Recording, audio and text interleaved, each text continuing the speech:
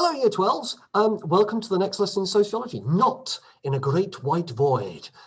Several things have happened where I can't make jokes about that this time around this week. But nevertheless, last lesson was intended to be 2 hours worth of material. I don't know if you noticed, it was 40 minutes in length, and I imagine you spent way longer than 20 minutes going backwards and forwards through there, trying to work out what the chutney I was talking about and take effective notes.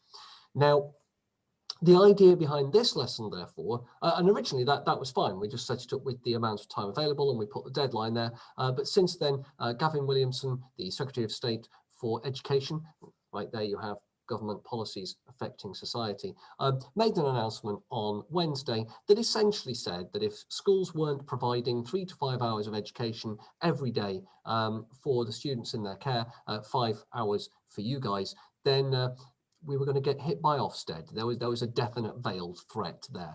And so in an effort to deal with that, a lot of the timing of events on Show My Homework have had to change, and we have to set a lesson each day. So my apologies. The last one should have been a double lesson and would have been clear from its due in date, but apparently we can't do that now. So I apologize about the confusion caused by that.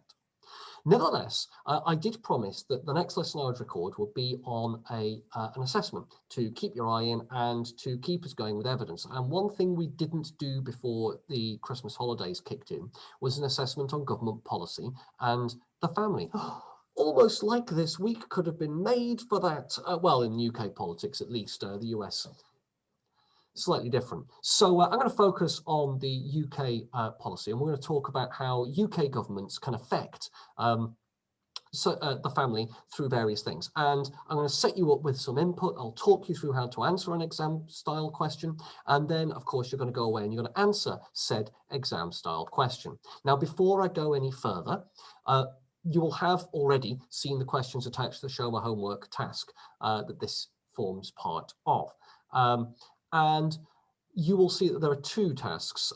There's the classwork task where this video link appears and a link to the question appears. And there'll also be an assessment, an assignment, I forget what they call it, the green one, not the red one, that gives you the actual due date. And the reason for this is that passive aggressive threat from Gavin Williamson on Wednesday. And we're doing what we can to deal with that. But anyway, the purpose of this lesson is to get you to understand the questions and how you answer those. Now, it's still a homework. Had it been in class, we would have done this in timed conditions. It would have been a first timed condition question. We'd have given you plenty of time to prepare. We'd have shown you in advance. So if you wish, you are welcome to attempt this in timed conditions, which would be an hour. However, you don't have to. If you prefer to type it and go to it the same way you would do with a homework, that's fine. Don't handwrite it if you're not going to do it in timed conditions. Give yourself the option of redoing and redrafting. Only handwrite it if you're going to do it in timed conditions. That way, I can easily tell the difference, as can anyone else who ends up marking these. So don't worry about that. We will do a proper timed conditions question, or we'll set one at some point in the future when I've had time to work out exactly how we help you and support you in that. For the moment, though, either is good. And so what I need to do now is look away from the camera, which is really bad etiquette.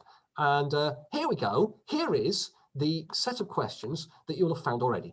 Topic B2, as it will appear in the paper, families and households, and the by now utterly familiar 10-10-20 structure. Now, the first question of these outline and explain 2 ways in which government policies may affect the experience of childhood today. You will note is a deliberate link between 2 parts of the course. There's a link, and then linking that to childhood. Now, there aren't many past paper questions talking about government policy on the family. And the reason is it turns up at the end of the course and you're supposed to be able to make links between different chapters of the course. So this question is asking you to link what you know about what governments have done in terms of policy towards the family and how that may affect the experience of childhood, which is relatively easy to do. People to get married for tax considerations or for social considerations. You could talk about child benefit policies and how they've changed and maybe changed how children are going to be brought up, in particular, the amount of siblings they're going to have. You could talk about benefit changes. For example, the bedroom tax that appeared in some of your copies of the booklet that you filled in. If you don't know what that is, it's worth looking up. Do check it. It's relative to when they leave home and how much they're cared for between the ages of 16 and 18. And that will be interesting. So there's loads of different ways you could look at it. There's also things like the CPS? Is it called the CPS? The agency set up by Margaret Thatcher, Margaret Thatcher's government, to ensure that absent fathers paid toward the care and looking after of their abandoned children if they left. And that will change the experience of childhood, and I'm sure you can work out how. So all terribly far to link it to the experience of children. And the joy of these questions is that you can pick any two ways that you feel most comfortable with, or the first two that you find in your notes, I guess, and can memorize. So these 10 markers are by far and away the easier question because you can pretty much do anything. The next 10 marker, question 5, comes with an item. And these are more difficult because you're supposed to use the item to guide your new right has influenced government policies for families in recent years. Now, the recent years there is supposed to round out anything from before the mid-1980s. But then, of course, the new right has only really been around since then. So it's not as restrictive as it first appears.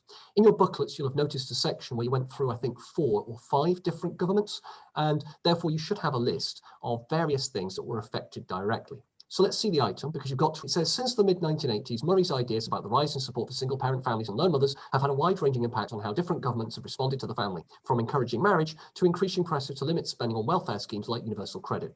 So you need to use as examples or as points encouraging marriage, I'm sure you can find some family policy there, and welfare schemes like universal credit. Now, that could also be involving other things, which the next sentence gives you a hint. It says, this can be seen in some unexpected places, such as child benefit, the cap on the numbers, maternity leave, interesting views on what maternity leave actually achieves, and even changes to the way that courts work. Now, that last one, we haven't really covered. You don't need to worry about it. I'm not entirely sure how you'd fit that into government policy, but child benefit and maternity leave are definitely two hanging tails onto which you can grasp and add things. So you can do universal credit, you can talk about encouraging marriage, you can talk about child benefit, you can talk about influence, those things. So you've got to know what the new right believe, and you've got to see what policies they would have liked that had been passed by governments, which was the whole point of that part in the booklet that you're asked to fill in. The final one is the 20 marker. And if you remember, this should be 4 main paragraphs with a clear introduction and a clear conclusion. Each paragraph should have 2 separate parts, not of even size. The first part explains a particular point's sociological views. So each paragraph will have a sociological view that you explain with examples and with studies. That paragraph will then conclude, and this section could be as large as the first section, it might be smaller than the first section, it could be larger than the first section, it doesn't matter. It will conclude with an evaluation of that perspective.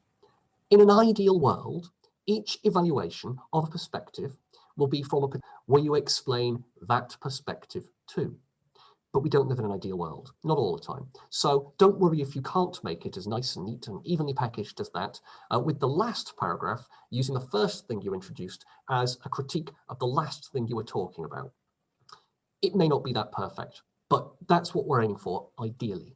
So it suggests in the item several points of view you can look at, and by several, it suggests thought, and it talks about functionalists. So even if you don't get a 4-paragraph answer, you've got 3 very clear perspectives to set up and explain, critique with the next one, set up and explain, critique with the next one, and then set up and explain, and then critique with the first one you went with. You finish with a conclusion to prove you know where you were going all along. Idiot's Guide to the Way the Mark Scheme Works. Band 3 is basically putting 3 perspectives next to each other. Band 4 is evaluating each one in its own paragraph. Band 5 is building towards an overall conclusion, modelling the impact of government policies on families in the UK. Now, these questions are the hardest to pull together. They don't turn up very often. And as yet, government policy has not formed a 20-mark question. This is the best I could come up with based on the previous course, where it had turned up as a 30-mark answer. So I've done my best, and hopefully that makes sense. Hopefully, my little talk through, and it was only a little talk through, has been useful to you, and you're able to use the time remaining from this lesson to prepare your notes and prepare a plan. That's the lesson task, to prepare a plan. Were you in school, that's what we would have done. We would have got you to produce a planner, a one side of A4 with everything you needed on it, except for not actually writing the essay, because there's no point in that. And then we would have had a timed essay lesson in which we would have sat in a classroom and got you to write this in timed conditions of an hour. So I'll set that as a homework this time round, because I'm not entirely sure how we would enforce the hour and what would work best for you guys. Not that I don't trust you, it's more a case of we can't support you very effectively, and you guys are working at home, and getting a quiet area to work in for a full hour where you won't be disturbed is difficult, and I appreciate that. So we will get back to you, and we'll do another one probably on family diversity. It's the area we didn't do any exam questions on, as a recap at a later point. After this lesson, next week, I will set up a video of input on the excitement that is research methods and how sociologists come up with their ideas. It is genuinely exciting. I'm sorry. I'm so sorry. I'm such a geek. But for now, plan your answer. Use the time in this lesson to have a one-side A4 plan so you know exactly what you're going to do. And then use the homework time to expand that plan into an essay. If you submit it, the green assignment will give you a due date. It will be different because this is going out to 2 classes, so I won't mention a date in the video. It'll say very clearly on that green homework assignment task, or whatever it's called. And then if you submit those, myself and Miss Wibbly will get on and mark those. And yes, what will tend to happen is we'll try and do it electronically. So we'll try and put like a summative remark rather than marking down in full. Though I know Miss Wibbly is better at this than me, and she will probably end up printing them all out and then scanning them all back in, because she is a machine. I, on the other hand, don't tend to do that. So hopefully all that makes sense. Thank you very much for your time. Have a lovely rest of the day. Enjoy your weekend. And yeah, I'll see you in the next video.